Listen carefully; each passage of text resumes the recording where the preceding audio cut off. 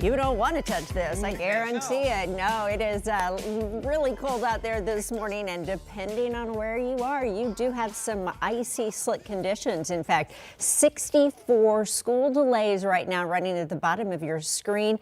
Now, a lot of this, of course, more related to the cities and outer lying counties in northern Indiana and just north of Hamilton County. And we've seen that number creeping up this morning. I know you say 6:30 is around the time where a lot of districts make that decision. And I've got to stop telling you ladies to say the number of delays. Yes. Because while you said that, it changed? It changed again. So now we're up to 65, and now we have, I think, 3 districts in Hamilton County. What's happened, ladies, is I think a lot of the superintendents and bus supervisors have gone out and said, you know, this is just too iffy out here. Tipton, you've been added to the list. Tri-Central, Westdale, and look at all these delays. Here's Indianapolis, here's Fishers. You could see the delays in Boone County, also Hamilton County, Zionsville now on a 2-hour delay. But from Muncie to Kokomo, Marion, all the way north to Peru, we have these delays this morning, and they're due primarily to the fact that we have a lot of slick roads. We had rain, we had freezing rain, and we had snow last night, depending on where you are. Winter weather advisory still in effect for basically Grant County north. That would include Logansport and Monticello. And notice the snow. If you're driving on I-65 towards Chicago this morning, once you get to Rensselaer, you're driving through more snow. It's light. If you're headed to the airport now, we have a number of delays. We have 1 cancellation to D.C., but Detroit, San Francisco, Miami, Denver, and Orlando, we have delays to those cities.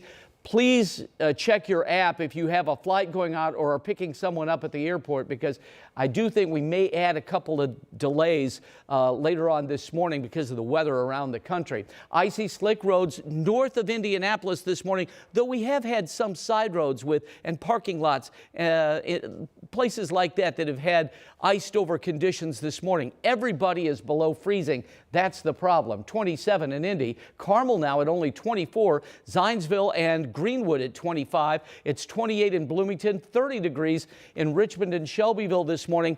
For the school bus, you know, make sure that the kids are safe. if it's slick on the sidewalk, stand there with them. Not much is going to change weather-wise coming home. 28 for a high. Day's getting longer. That's a good news. Sunset 6:19. More on a Valentine's evening snow in a few minutes, but Matt, been pretty busy on the roads this morning. Yeah, we had a lot of accidents late last night. Most of them were cleared by about 3:30.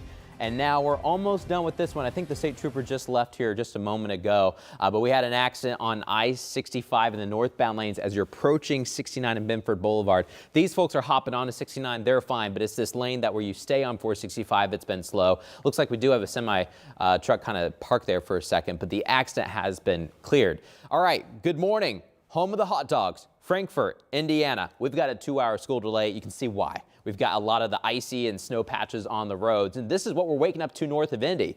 South of Indy, and even Indianapolis included, most roads are fine. You saw those road sensors that Chuck had, but it gets a little bit iffy once you head farther to the north. So we're going to be tracking them. You can see the pink color, mainly north, west, and also east of Indianapolis. A couple new schools coming down. Winchester, they're in Randolph Central, and Randolph Southern now included there in Randolph County for the 2-hour delays. Julia?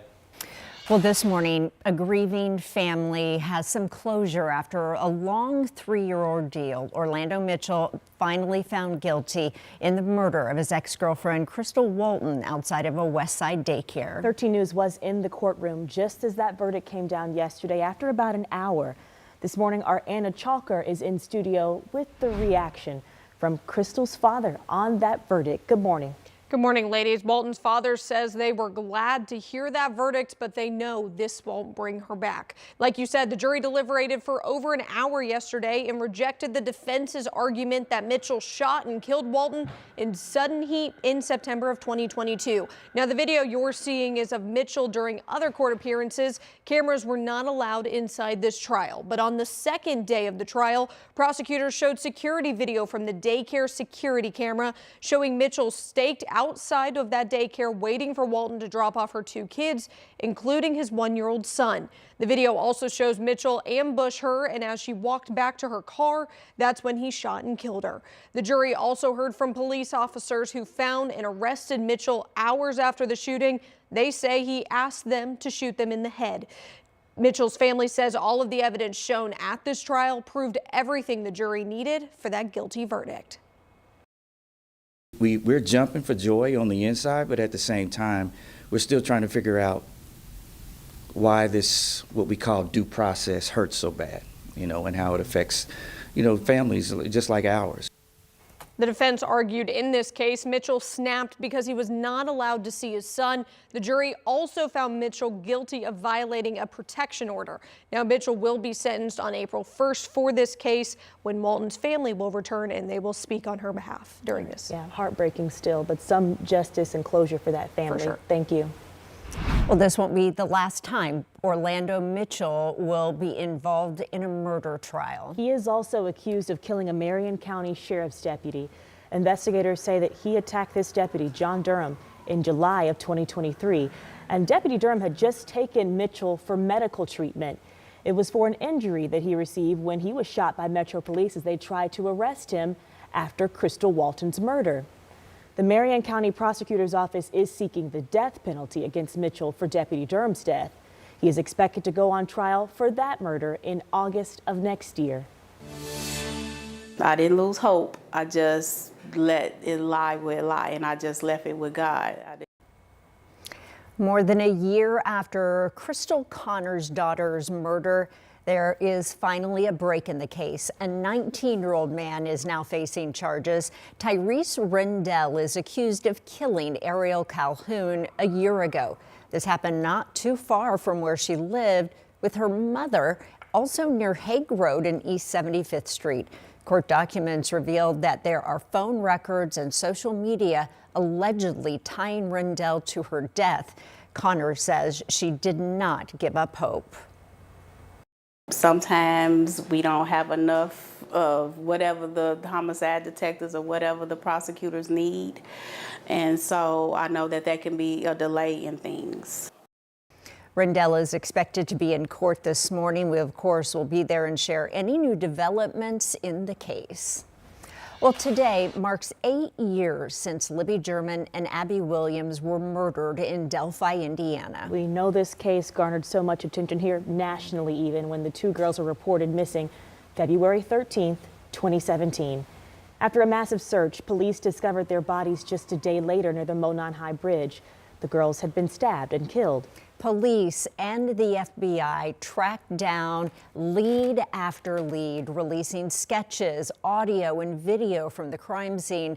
Then in October of 2022, a break in the case. Police arrested then 50-year-old Richard Allen for the girls' murders. Just last year, that jury found him guilty of the murders and a judge sentenced him to 130 years in prison.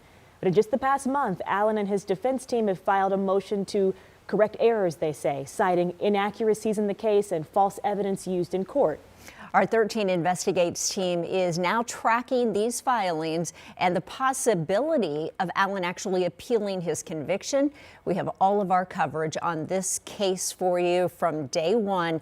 It covers everything from remembering these girls, Libby and Abby, to the most recent court filings. You can head to WTHR.com/Delphi, or you can even just scan the code you see right here on your screen. At 6:08, let's turn now to Martin County, where there is an investigation of animal cruelty.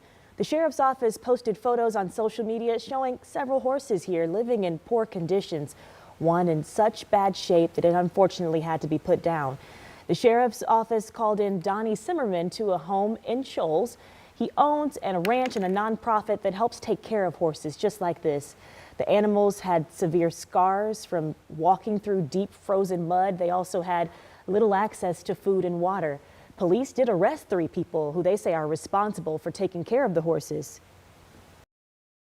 See, I'm a grown man, but I was about to tears that day down there and we was catching them horses. So those 3 are facing animal cruelty charges. You just heard from Zimmerman, who says the horses will have a long road ahead of them, and he is paying for their recovery out of pocket right now. In the meantime, the Marion County Sheriff's Office is collecting donations to help in their care. We've got all that information posted at WTHR.com if you'd like to assist. Coming up on 6:10 this morning, Heritage Christian Elementary School will be closed, not because of the weather, but because of a lot of sickness. The school posted the announcement on social media. The notification says 30% of their teachers are sick or experiencing illness in their families. Elementary school absences have reached 15%. The school was already scheduled to be out Friday and Monday, so the plan here is for class to resume next Tuesday, February 18th. Well, this morning we are hearing some mixed feelings from community members about Indigo's latest project, the Blue Line. We have been talking about this for a long time. It's a 24-mile route stretching from Cumberland all the way to the Indianapolis airport. So during an open house meeting last night, some people voiced concerns that it will actually take neighborhoods into the wrong direction. In fact, Elaine Ashcroft is concerned it will bring crime into her neighborhood. She's also concerned about the impact that it will have on her property's value. Indigo is breaking ground on their East Side mobility hub right next to her property. I'll be right there where they can see me, you know, when I get home late. There's that chance of something happening. Now, other people are talking about the Blue Line being a game changer for the city's public transit, providing a safe, reliable transportation mode. If you did miss last night's meeting and still have some things to say, or you want to hear more information, we have that all posted for you right now at WTHR.com. Hey, Chuck. Hey, good morning, Julia. Well, we have wintry weather out there, but a reminder that despite our icy roads, tomorrow is Valentine's Day. One day away from Valentine's Day, a little over a month away from St. Patty's Day, but it does feel like winter. 65 school delays with slick starts and slow clearing. Today's high 28. We're going to break down the forecast for you in minutes.